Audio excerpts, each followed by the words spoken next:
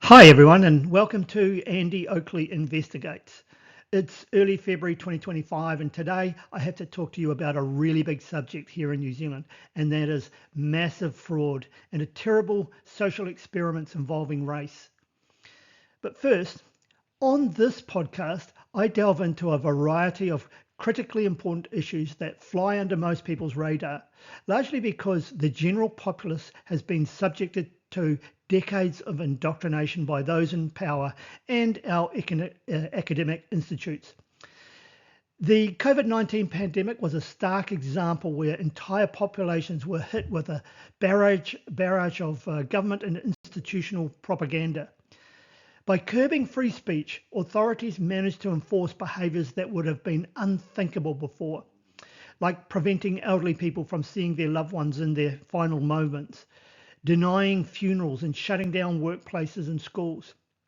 Those who dared to dissent faced job losses.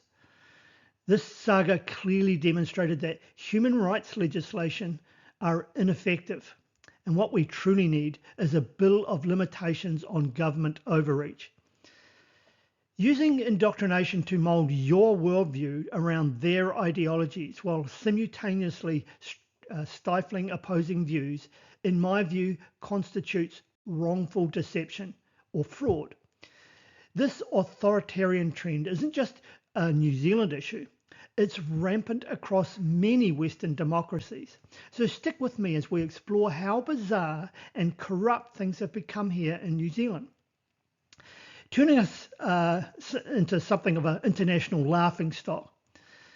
One of the tactics they employ involves tapping into the same things that fueled ancient tribal warfare, creating fictitious group identities and exploiting perceived differences to sow discord. This mechanism lies at the heart of much of history's most horrific conflicts. However, one of the West's greatest achievements has been overcoming these group identity issues through the principles of free speech and the celebration of individuality. Sadly, we've regressed in recent times, moving backwards towards a darker age by neglecting these principles. Universities and government agencies now promote a focus on group identities, perceived privileges and disadvantages, which, let's face it, it's quite juvenile really. Without challenging these misconceptions, we've reached a point where basic concepts like gender are questioned. Children face irreversible medical procedures, and skin colour is used to define human differences. So today I'll explore how over the past 5 decades the New Zealand government has progressively entangled itself and its citizens in an ever-deepening racial divide. We'll examine how this entire debacle rests on a now outdated woke narrative of identity politics, which, when scrutinised, falls apart. So let's dive into it with a brief background on New Zealand's history. First, we'll look at the sanitized version that it's taught in schools or by indoctrinated historians at universities.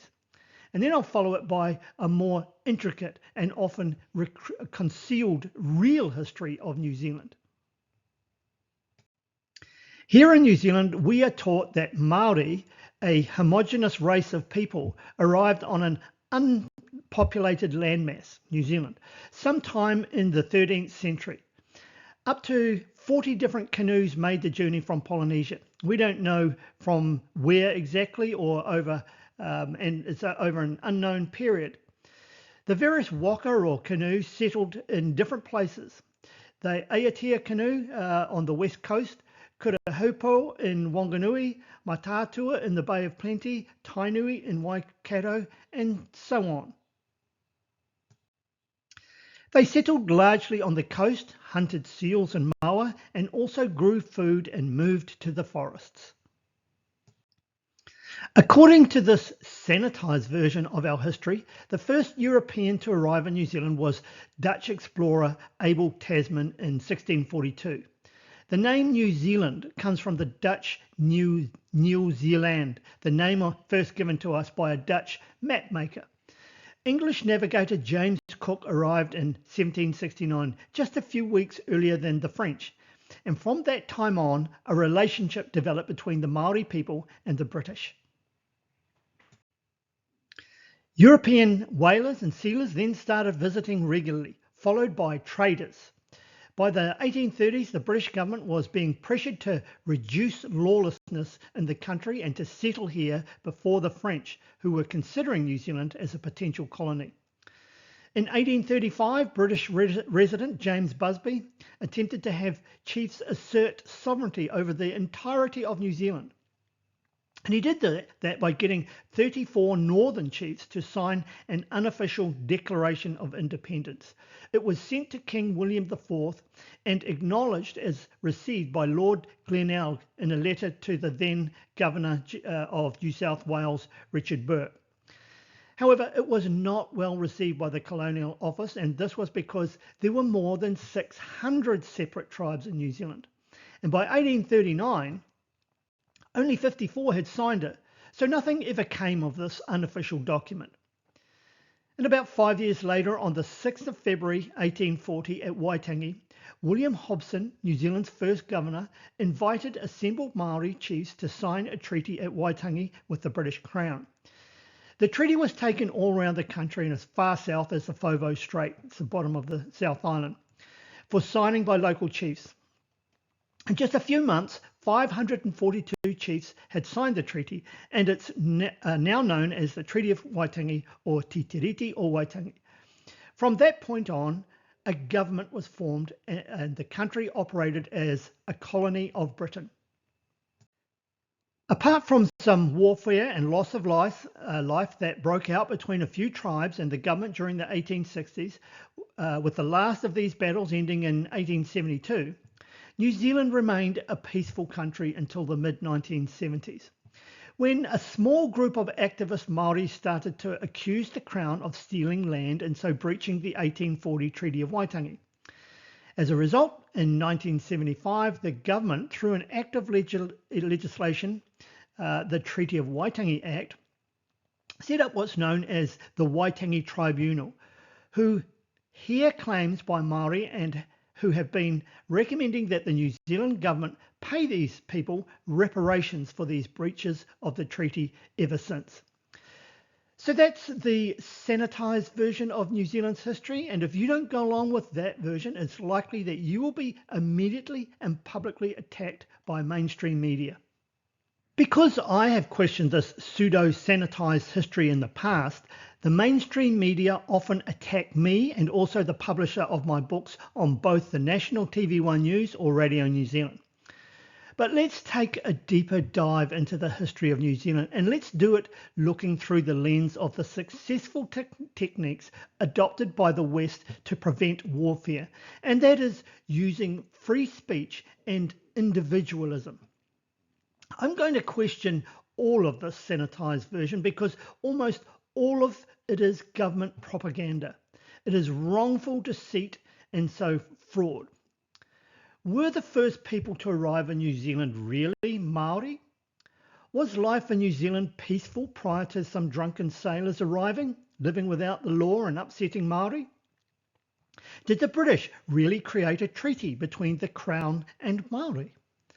And what is a Maori person, and how did the Crown breach that treaty? And should they really be giving reparations in the form of literally billions of dollars, land and extra rights to these people known as Maori? We've got people in New Zealand who were once described as the Waka Blondes. And these are people who have a different lineage than the Polynesian people. And I grew up with many of them. I knew many of them in my formative years, worked with them on work gangs. They were the people with red hair, freckled faces. They were distributed throughout New Zealand, but they had come through a completely different lineage. And a lot of them actually have very traceable whakapapa that's much, much older than any of the Polynesian Maori whakapapa. And they know where they came from. I know one individual, an old kuia, a very dignified lady, who claims to come out of Persia. And the area that she's talking about, very close to India. And when we did DNA analysis on this lady, it shows a high incidence of her blood group or her DNA in the Persian area, so she's quite correct. But then the second big block, if you like, of people that share her DNA are found in Peru. This is very interesting, as it concurs almost exactly with a Maori legend recorded over 100 years ago by ethnologist Elsden Best when he was living amongst the Tuhoi people. The legend tells us that their ancestors in times long passed away, 165 generations or around 3,500 years ago, migrated from a hot country named India. The cause of this exodus was a disastrous war with the dark-skinned folk in which great numbers were slain. This war was recorded in the Indian epic known as the Mahabharata. The legend continues on to describe their voyages which eventually took them into Polynesia. They crossed the oceans to Tafiti Roa, a long, skinny land believed to be Central America, and then on to Tafiti Nui, a very large land, South America. And from there, they ventured into the scattered isles of the Pacific. There are many examples of South American influence in New Zealand. So we have the American purple gallinule and the pukeko, very similar birds. We have the Mapuche tribe from Chile, the claver, is very similar to the New Zealand patu. We have some of the Aztec carvings that are very similar to those in New Zealand. This Tuhoi story describes a very different history to the one that asserts that the Polynesians came from Taiwan, and it could even turn Pacific prehistory on its head.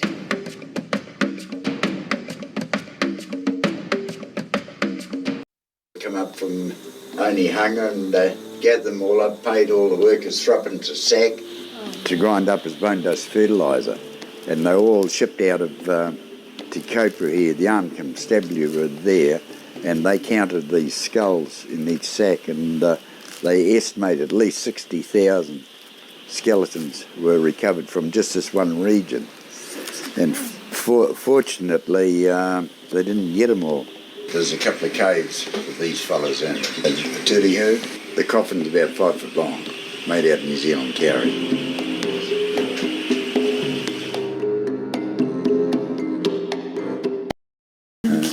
Do you have any of these skeletons? Oh, no. No, I've... They have to go somewhere? No, I've just left them where they are. Well, I'll tell you what happened. Dr. Paul Moon of Auckland University fame was doing a book some years ago, This Horrible Practice, about cannibalism. I didn't know him from a bar of soap. He got hold of me and says, "Oh, Noel, can you show me some of these cannibal sites, the remains of these cannibal sites?" So rather than bring him up around this area here over the east coast, north of Whangarei, there's a number of sites that I knew of, so I took him up to one of those.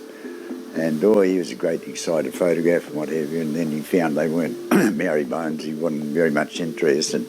And the next night on New Zealand television, here he was there with his mates, gathering all the bones up, stuffing them in plastic bags. They went down the road somewhere, dug a hole and threw them in there. Well, the Maori don't treat, That's not how they treat their dead. No. Noel Hilliam stated that they found 60,000 non-Polynesian skeletons in just one region, which points to a much higher population than we had previously imagined. The population of the whole country in 1840 was just 72,000. And there is that rogue Professor Paul Moon again, the same professor that denies Maori ceded sovereignty when chiefs signed the treaty. According to Hilliam, he was involved in removing and burying these non-Polynesian skeletons. Some years ago in Rotorua, and there was a forensic pathologist from England. I was talking to him about them, and he said, "Oh, I've got a few days after the conference, I'll come up." So he spent 3 days with me. I took him around these various sites. just one of the many sites. I took him to about 5 different sites. And so he started examining them. And what he was staggered was the tree panning in the skulls. And he says, oh, this one lived, this one died. And I said, how do you do that? And he showed me how to put your finger in it and run your finger around. If there was a ridge, they lived, they survived. If it was just straight, they died.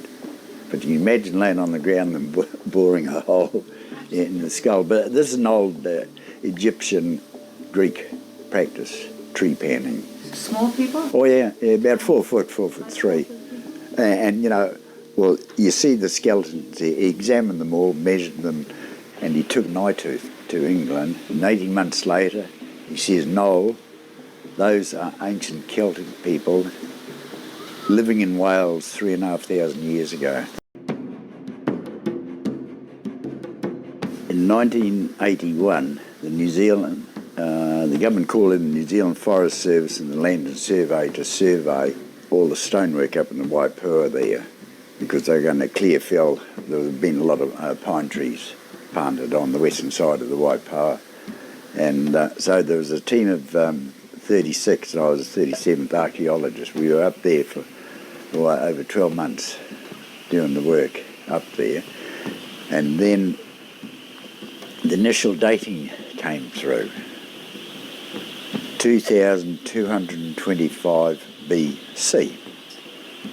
And the Maori guy that was in charge, next day he closed the whole operation down. There was over $500,000 of taxpayers' money spent on this archaeological thing. All the findings, mapping, all the work we'd done was deposited in the National Archives in Wellington with a hold on for 75 years. My particular generation and those before me here in New Zealand were raised with a particular kind of history. And it's in all of our old history books. Maori, Kaumatuas, Tohungas were very open about their history, and they shared it with the colonial anthropologists or archaeologists who came through. And you found that the old people, if they thought you were worth talking to, would take you aside and they'd tell you all the old stories. So we just knew what the history of the country was, directly from the Maori kuias and elders themselves. Came back to New Zealand in 1974 and noted that there was sort of an enforced amnesia being put over the people of the country, where we just weren't allowed to know that old history anymore. And it seems we were being led to forget all of that for somebody's political agenda or for political expediency. And I knew it to be false, and I watched as our older history books were taken off the shelves of the libraries and replaced by sort of a new wave of Marxist history books that negated all of that former truth. This amnesia that was first started in the 1970s was all about what was happening in the US with the civil rights movement. In New Zealand, groups like Ngā Tamatoa, mostly privileged university students, and the Polynesian Panther Party were watching African Americans establish powerful political movements, mainly to fight against segregation and equal rights. So some of that I agree with in the US. But in New Zealand, everyone had equal rights. There was no segregation. In fact, at the time, New Zealand had some of the highest living standards in the entire world. So these groups made it a racial thing and protested that as a homogenous indigenous racial group, Maori had had their land stolen from them. For them to claim that they were an indigenous people, they had to remove all the evidence of other groups that lived here, and they are still doing it today.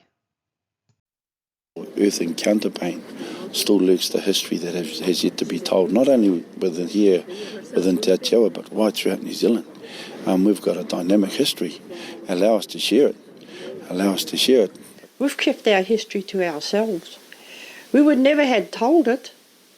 There's no use telling it because no one would believe you. They just think you're a crank and a nut pot. But this is what is going on, you know. our institutions and the brainwashing that's going on. They've rewritten New Zealand's history. From Wellington? Yeah. And that's Kiwi or? Oh, it's governmental, departmental control.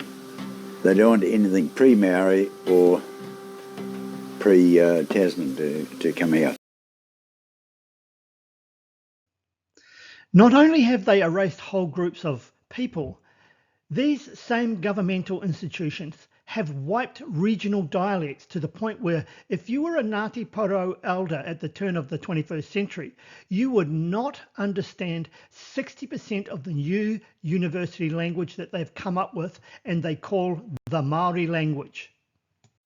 It's not their fault that they're called the Taurere. It's not their fault that they're standardising Maori. It's not their fault that we're getting this new language, of which 40% I understand and not the 60%.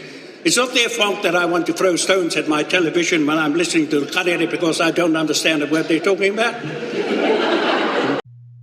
So not only has our government, in cahoots with corrupt institutions and radical Maori, covered up the individual histories of the various groups and tribes of people who had been here for many thousands of years, they have shut down some of the languages of these tribes in favour of a new, modern university language that practically none of the elders understands. And it's not as though it is the people who have been taught to identify as Maori themselves are at the bottom of this cover-up. Many of the elders or kamatua don't want this morphing of all the separate entities into one toxic political identity known as Maori. It robs them of their individuality and also their real and separate tribal histories. So we have oral and forensic evidence, including DNA records of non-Polynesian people living in New Zealand 3,500 years ago with red hair and pale skin. We also have a whole series of Department of Science and Industrial Research carbon dating from the late 1960s of cooked and sawn moa bones from Pokawa excavations in the Hawke's Bay. These records are at the National Museum of New Zealand, Te Papa. However, they are not on display because they prove there were people, the moa hunters, cooking moa in Hawke's Bay over 7,000 years ago. And there's that record there, over 7,000 years ago. We also have about 5,000 archaeological sites, including solar observatories in the top half of the North Island that mimic ancient hillside forts of the UK. There are about 5,000 of these sites north of Taupo, whereas in the whole of the UK, there are only about 3,300 Bronze Age forts. And here is a couple of the UK ones here, mimicking these ones in New Zealand. These archaeological sites used to be of interest to prominent archaeologists from around the world. For instance, during the 1920s and 30s, prominent Paleolithic architect Dorothy Garrod came to New Zealand to study these sites. However, if overseas experts came here today and suggested these sites could not have been built by a few thousand Polynesians, it's likely they would be immediately deported. Okay, to add some more context to New Zealand's history, from about 1820, various British scholars were compiling dictionaries for missionaries who had travelled to New Zealand to introduce Christianity to its inhabitants. They observed at the time the various tribes in New Zealand were distinct in every sense of the word. Although not realised at the time, what these scholars were witnessing were the remnants of numerous and intermarried groups that arrived in New Zealand over a period of at least 7,000 years. And as Dr. Api Mahuikia stated, these groups spoke very different dialects, and in 1840, none of them were singularly or collectively known as Maori. They were separate nations. Consequently, the collective term Maori, which groups all of these separate tribes or nations into one people, did not exist in any of the native dialects or in English until sometime in the mid-1840s, and it did not become well established until the 1850s. Understanding this is crucial when considering the political events that unfolded in New Zealand during the 1960s and 70s. Prior to the mid-1840s and 1850s, there was no social construct known as Maori in New Zealand at the time of the Treaty of Waitangi. Instead, in New Zealand, there were about 72,000 individuals representing all that remained after millennia of one group colonizing another. Some groups of people had been here for many thousands of years, had pale skin, red hair, and had ancestry back to India, the Middle East, and South America, while other groups were related to people from Taiwan who had travelled to New Zealand through Polynesia. Some people in New Zealand living in 1840 had travelled here from Europe, but had lived here many years. Some were married to some of the natives. And most importantly, there were people who were every mixture of all these people. After all, humans are individuals, not groups. We are not our ancestors. If I just grab a highlighter here, and we can have a look at the Herbert Williams 1957 6th edition, A Diction of the Maori Language. This was based on the original dictionaries by William Williams from 1844. And we see here that Maori was an adjective, and it simply meant normal, usual, ordinary. So it's a ranking type word, pretty much as we would use it here today. And it states here, Maori, the noun, a person of the native race, it states, note, this use began about 1850. So it's pretty clear.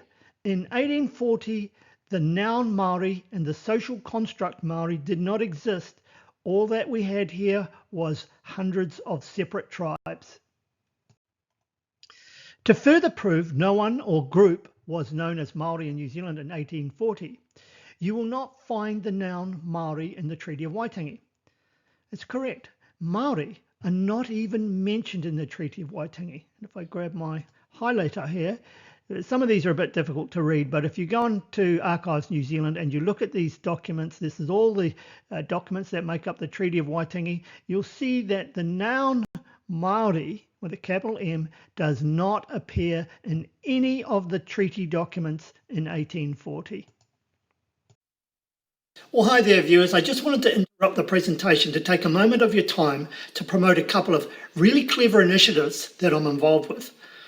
Firstly, a wonderful online subscription-based education initiative, which you can find at www.communityhealthnz.org.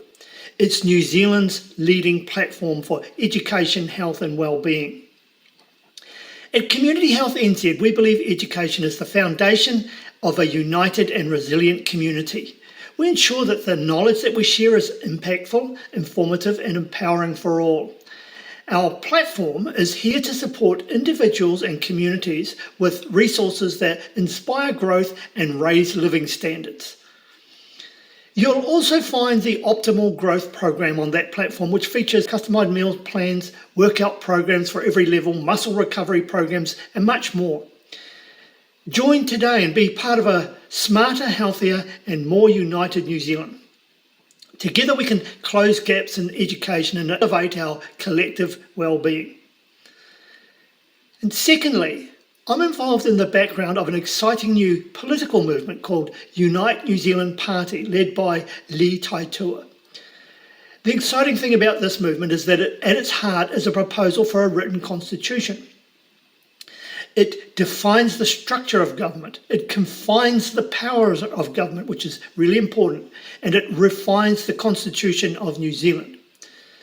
Unite New Zealand Party is the only party that understands government monetary operations, and that will result in a new economic revival that lifts the poor and middle class to highs never before experienced in New Zealand. There are initiatives such as the removal of all taxes and the introduction of a single-scaled property tax, a guaranteed job paid at a minimum of 65k tax-free, pensions 65k tax-free, a 7-year debt jubilee. So these are just some of the initiatives that will not just be policies, but embedded into the Constitution, because economic well-being is your right. It's not given to you by the government. You can find Unite New Zealand Party at www.unitenz.org. Thanks. And now back to the presentation.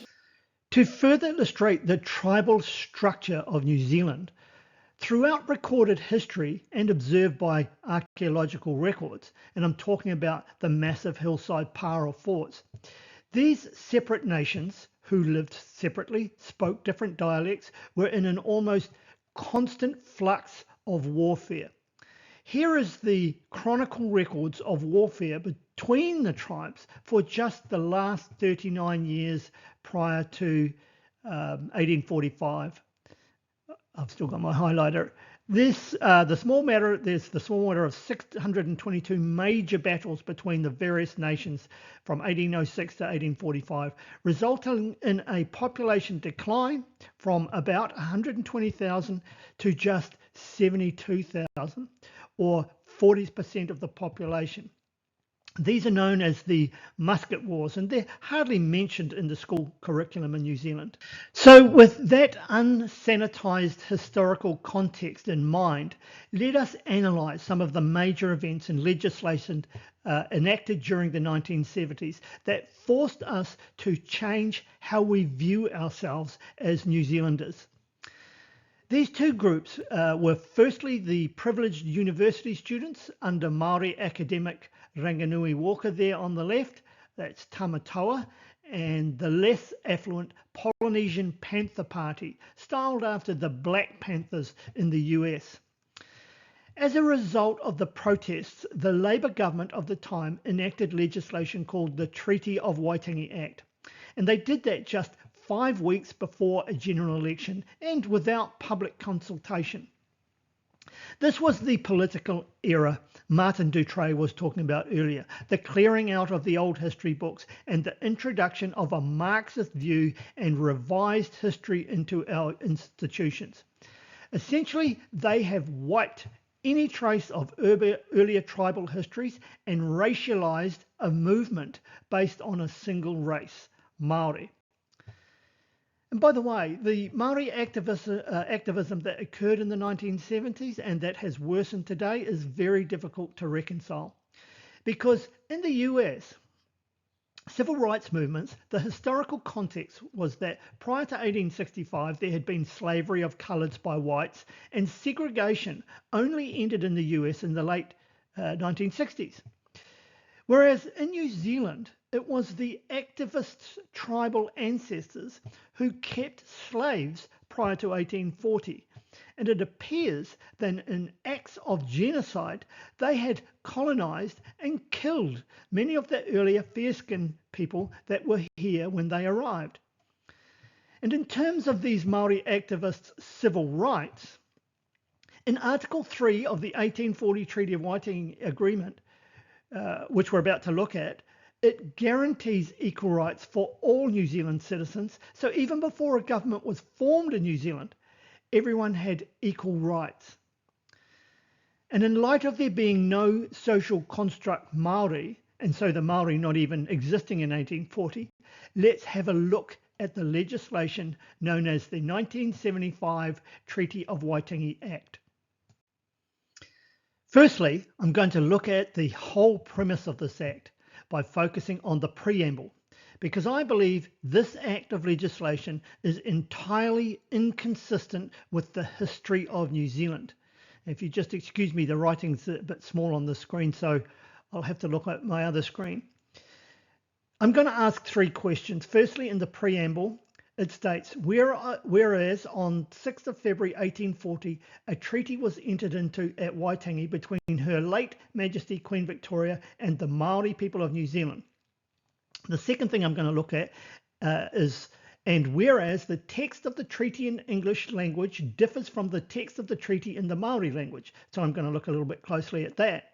And the third thing I'm going to look at is in the interpretations where it states Maori means a person of the Maori race of New Zealand and includes any descendant of such a person. So let's have a look at that in some more depth. And we're going to ask the first question. Was the treaty addressed to Maori? So the first sentence in the preamble states in the Ngāpuhi dialect, Her Majesty Queen Victoria of England, in her gracious consideration for the chiefs and the people or families of New Zealand. To understand what they wrote and meant in 1840, we must use the linguistics of the time. And as I showed earlier, in 1840, the word Maori was an adjective and it meant ordinary. Ordinary as opposed to something higher or special. Pretty much how the word ordinary is used today. So what we're going to do is have a look at the preamble of the original 1840 printed sheet, which has at the bottom of it signatures of the chiefs, and those chiefs were from Waitangi. And what we see here is, these words are a little bit small for me, so excuse me if I miss something. Firstly, it states in the original document, it's addressed to Rangatira Mina Hapu o Nu Tarani, which is the chiefs and families of New Zealand. And if we look further down here, you'll see it says tangata Maori. This is, it means ordinary people, right? That's what it means, ordinary people. Tangata is people, Maori is ordinary. And further down here, we see it again in the 1840 document I'm looking at now, remember. Tangata Maori, again, small t, small m. And so that is consistent with the linguistics of 1840. This word just means Maori. So no noun Maori in 1840, just hundreds of different nations is what we had here. Now, I'm going to look at the preamble from Schedule 1 of the 1975 Treaty of Waitangi Act. Now, we would expect these words to be exactly the same as these. There's just a preamble and 3 short articles. Surely they can copy these things without any difference whatsoever. And we see here, yes, they've got that right, Rangatira Mina Hapu o Nu Tarani. And we see here, oh, it's up here as well, Rangatira Maori. That shows you, that means ordinary chiefs as opposed to higher chiefs. And that actually shows you how they're using the term Maori. It just means ordinary chief as opposed to higher chief. But here we see the government has used a capital T. We're up here, there is no capital T. What are they doing? Are they trying to invent some group of people? And worse, down here, they have used a capital M in the Maori, changing it from an adjective meaning ordinary to a noun meaning Maori, and that's not what was in the original document. So I call fraud on that. I think that is an attempt by whoever it was, Matt Rata or whoever it was in the 1970s who used this to change the meaning of the word. It's obviously fraudulent. You cannot change an adjective that was here as an adjective to a noun here. It's just not on. And we can look at Article 2 of the original 1840 printed sheet and see how they use the word here. Here's who they address Article 2. Kina Rangatira, that's the chiefs, Kina families and ordinary people of New Zealand. So the chiefs, the families, and all, that's katoa, all the people of New Tirani, which is New Zealand. Down here, to the chiefs and tribes and to all the people of New Zealand. So it's quite clear how the treaty is addressed in that Ngāpuhi, the original Ngāpuhi document. So we come to the conclusion. Was the treaty addressed to Maori? No is the answer. The social construct Maori did not exist in 1840. Instead, as we could see, it was addressed to the chiefs, families, and to all the people of New Zealand. So now we can go to question 2. And whereas the text of the treaty in the English language differs from the text of the treaty in the Maori language. So let's have a dive into that. And here's the question. Does the treaty in English differ from the treaty in Maori? Back in the mid-70s, when they opened the suitcase that contained the Treaty of Waitangi documents to analyse what the 1840 words meant, They found one of the sheets was in English. I'll grab the highlighter. That's this one here. And it contained about 39 signatures of the chiefs from the Waikato area. This sheet had red wax on the top left-hand corner, right there. They also found a very small sheet known as the printed sheet. That's this one here. These two sheets stood out because A, one was very small and contained signatures from chiefs at Waikato, and B, why would there be this English sheet which also has signatures on from the chiefs in Waikato? I mean, none of those chiefs would have understood a word of English in 1840. However, it's this controversial sheet in English that the New Zealand Parliament have used in legislation. They have labelled that document as the official treaty in English. So let's have a closer look at these two documents. Firstly, there are traces of red wax here on the front of the English sheet and also on the back of the much smaller printed sheet. And forensics also have shown that there are two pinholes on both sheets that line up perfectly. So why would they have joined these sheets together in 1840? Well, here's the answer. Due to a shortage of official treaty sheets in the Ngāpuhi dialect, Colonel Secretary Willoughby Shortland instructed Reverend Maunsell to use one of the smaller printer sheets, this one here, to explain the treaty to the chiefs at Waikato. And Shortland also sent him a large version in the handwritten by James Freeman, using James Busby's notes from February the 3rd. This was despite it containing different meanings and words from the final English draft that Busby produced on the 4th of February 1840. However, this English sheet was only to be used for collecting additional signatures that could not fit on the small printed sheet. You can see the first few signatures Maunsell gathered at the bottom of the printed sheet down here, and the remaining signatures from gathered by Maunsell on the English in all these signatures here. It was to be wax sealed and pinned to the rear of the printed sheet. In early April 1840, about 1,500 people visited Maunsell's mission near the Waikato River mouth, where he gathered about 32 chief signatures. And later in the month, Captain Simons, he got some more down here, took the documents to Manukau Harbour and obtained a further 7 signatures. So we have to ask ourselves, who drafted the treaty in English? And we go to this quote here. The draft of the treaty prepared by me, James Busby, was adopted by Captain Hobson without any alteration other than transposition of certain sentences which did not in any degree affect the sense. And here is the appendix to journal. Here's the reference here to that. But we see here, this document is in the handwriting of James Freeman. It's the wrong guy. And here we see it's dated the 6th of February 1840. That's the day of the signing at Waitangi. However, the draft was completed and dated the 4th of February 1840, so it's the wrong date.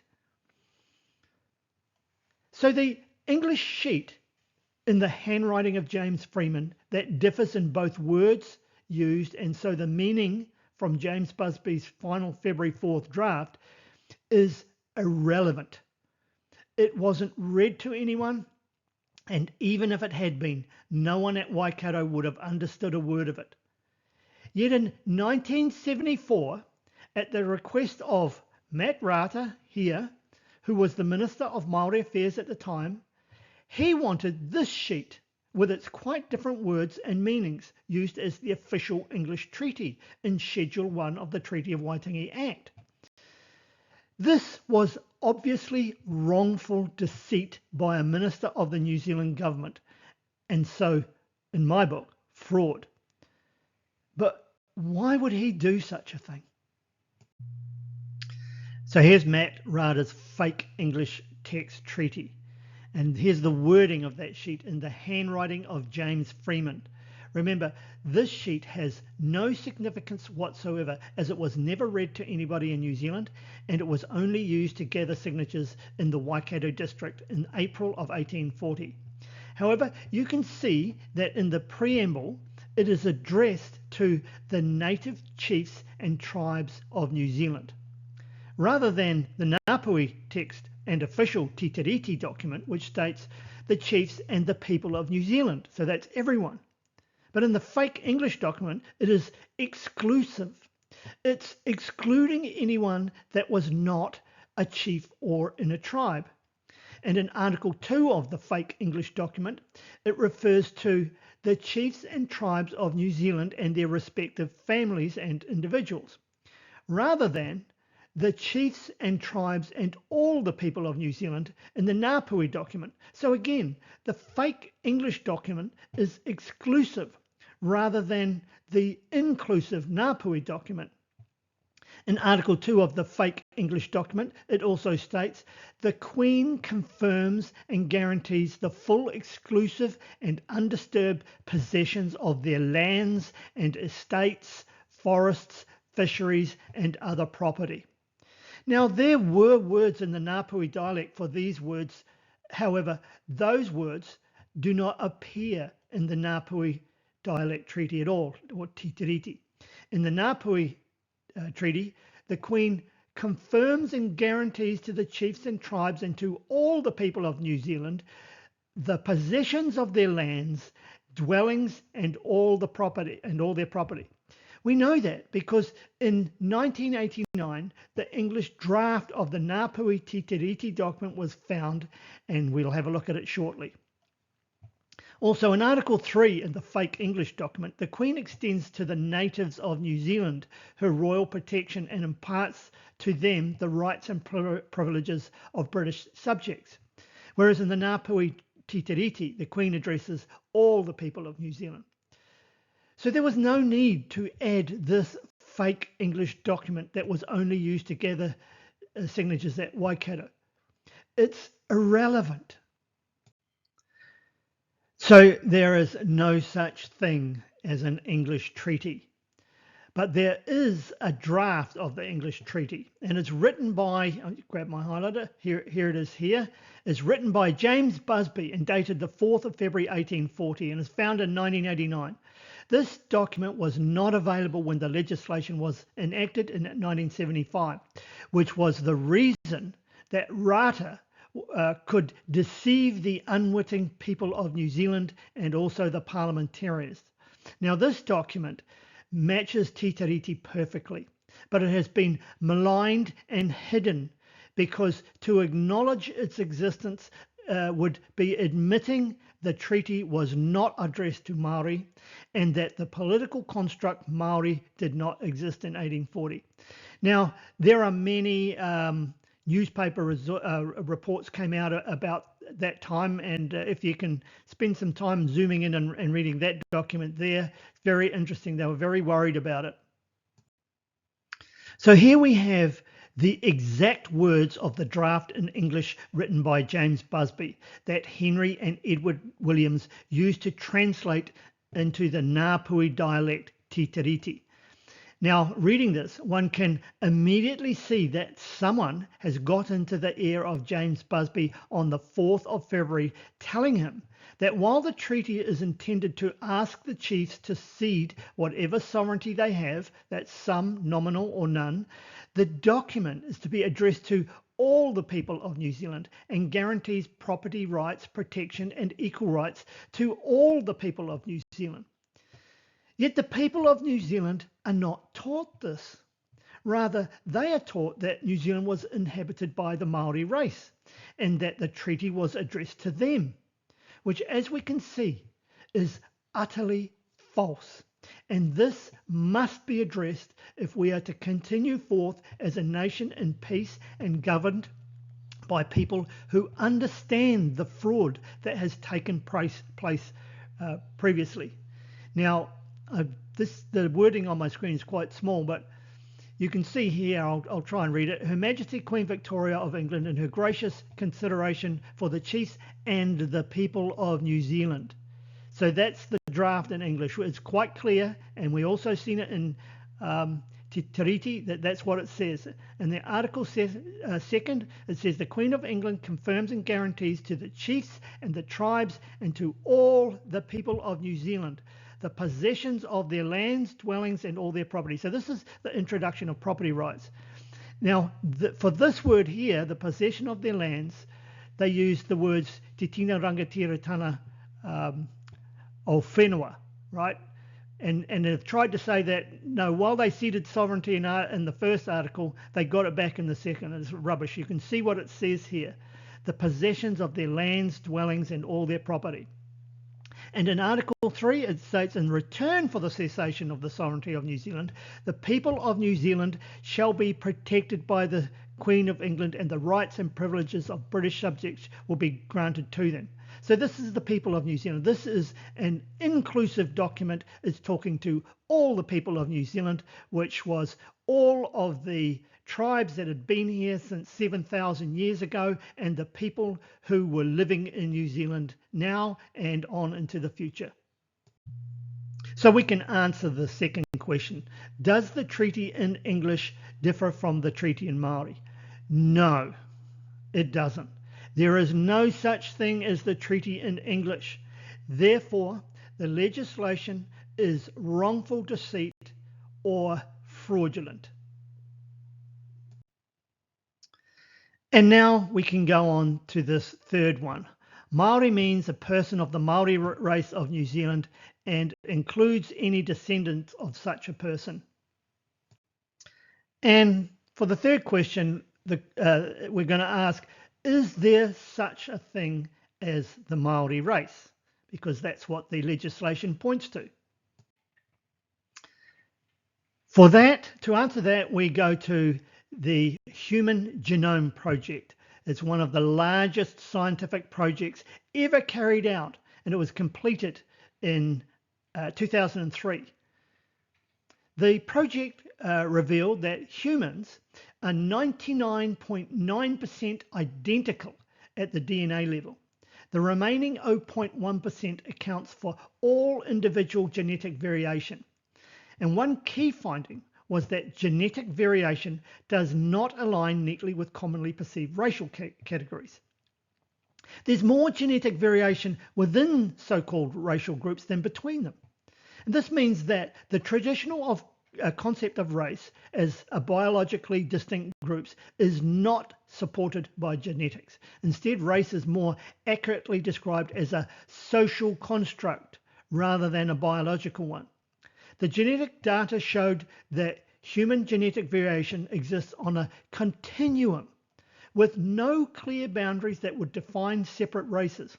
For instance, there's gradual variation across geographic regions rather than distinct isolated groups.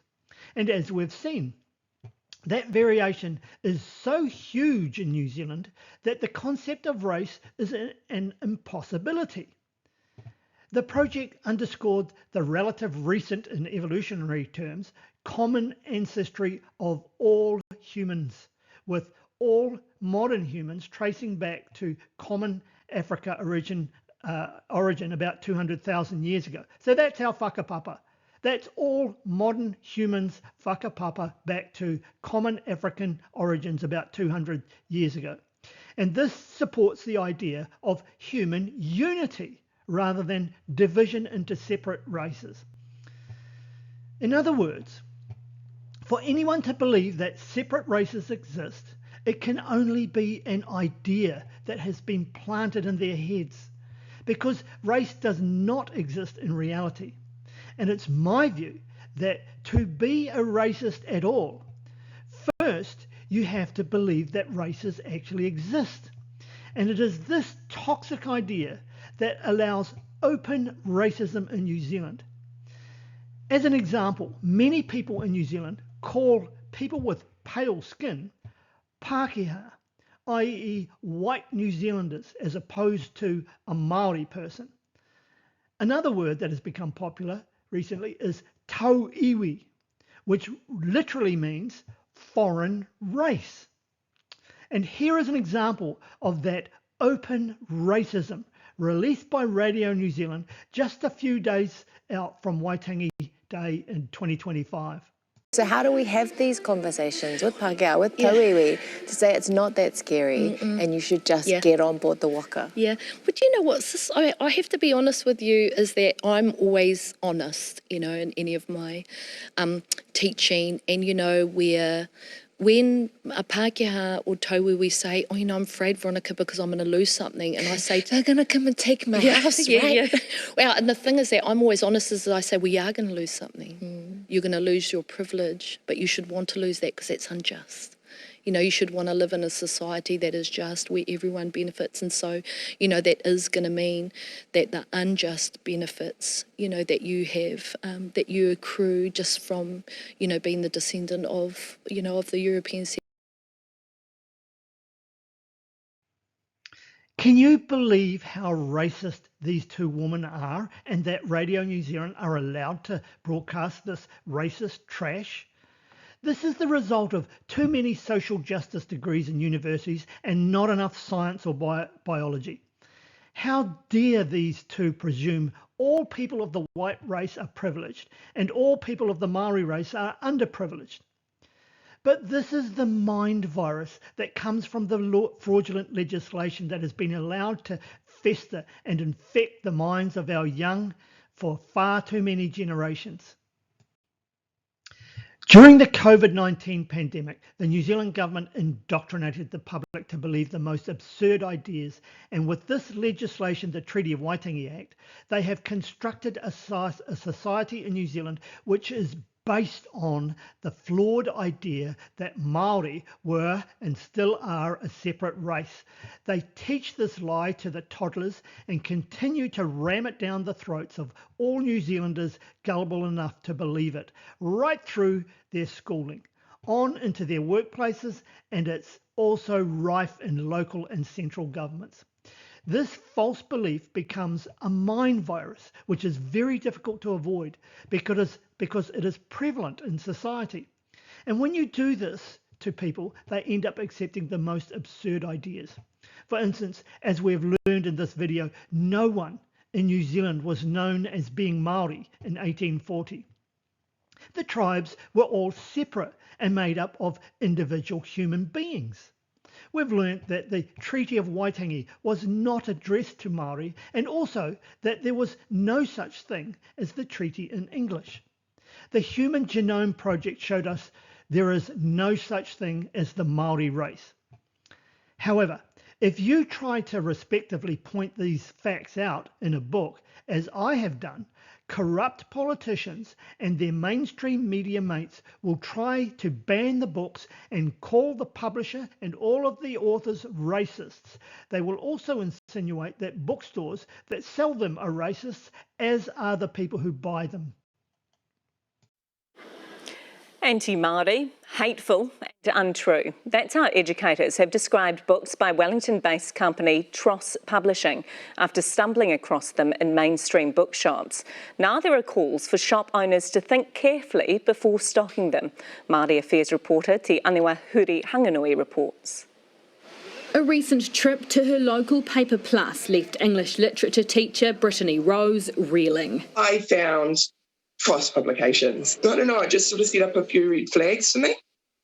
So I looked closer and it was disgusting. Pages and pages warning of the dangers of a so-called greedy tribal elite and descriptions of early Māori as savages saved by colonisation. And it just struck me as incredibly insensitive, ill-informed and damaging. It's not at all what we should be having on the shelves of our bookstores. So my books, my name and my face all over the national news. You can see what has happened in New Zealand. These people really do believe that Maori are some kind of separate, special kind of people. They don't believe humans are individuals. They believe in group identity and separate races. This belief is so strong in their minds that they will not allow anyone to contest the false belief that they have. In fact, they try to close your business or get you sacked from your job by putting your name and face on TV. Isn't it strange? I am going with the scientific facts born out of the Human Genome Project. That is, I do not believe in separate races, so I couldn't possibly be a racist. Yet it is these crazed people who think that Maori are a separate race going around accusing people, bookstores and book purchasers as being racists. There are calls for stores selling the books to promote balance. What really disturbed me about this was that it was the idea that freedom of speech is about being able to have any opinion and go unchallenged. Or rethink whether they sell them at all. Maybe it's about the purchasers who may wish to buy or not buy these things. The books have been seen on the shelves at both Paper Plus and Whitcoulls, but both deflected our queries. In a statement, Paper Plus told One News it doesn't support racially charged views and says it doesn't buy from Tross Publishing centrally. Whitcoulls says it doesn't have a trading account with the company. We've asked for clarification as to why the books can be purchased at both stores. Te Aniwa Hurihanganui, One News.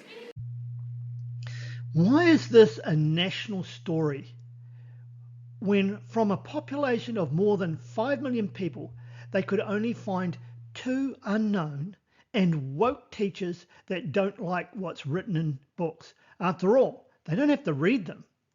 Why the hell is New Zealand's largest news platform publicly attacking bookstores, publishers and authors on primetime TV?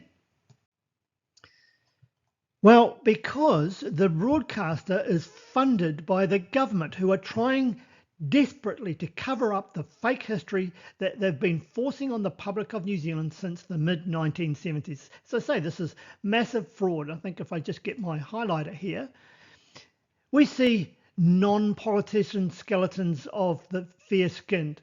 Ngāti Hautu found in Wanganui in 1919. Non-Polynesian houses found in Lake Okataina, Rotorua.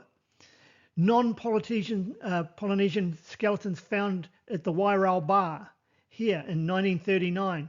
That Ngāti Hautu DNA is from Persia and Peru. DSI carbon dating showing people in New Zealand over 7,000 years ago. That's here. Skeletons of the Pacific rat has been found under ash layers dating to 186 AD. They're not native to New Zealand and they can't swim. How could they have got here? And of course we have mammoth excavations over at least 36 volcanic cones spread across the Auckland city. Were not done by Maori. There are solar observatories all over New Zealand, and thousands of ancient Caucasoid moa hunter skeletons are found in caves all over New Zealand and are discreetly destroyed. So we can answer number 3. Is there such a thing as the Maori race? No. There are no separate races of people in New Zealand or anywhere else in the world. There never has been and there never will be. Which brings us back to the racist legislation that is at the centre of the damaging political social construct that is the Maori race. The experience we are having in New Zealand should serve as a warning to any country in the world that is considering racially separating their people and instigating a system of divisive reparations. Because no matter how many apologies are dished out for the fake instances of oppression, no matter how much money, land and extra rights are given to the leaders of these racially selected groups, all that happens is the people become more divided. And perhaps the main reason people need to take heed of the racial troubles in New Zealand is this.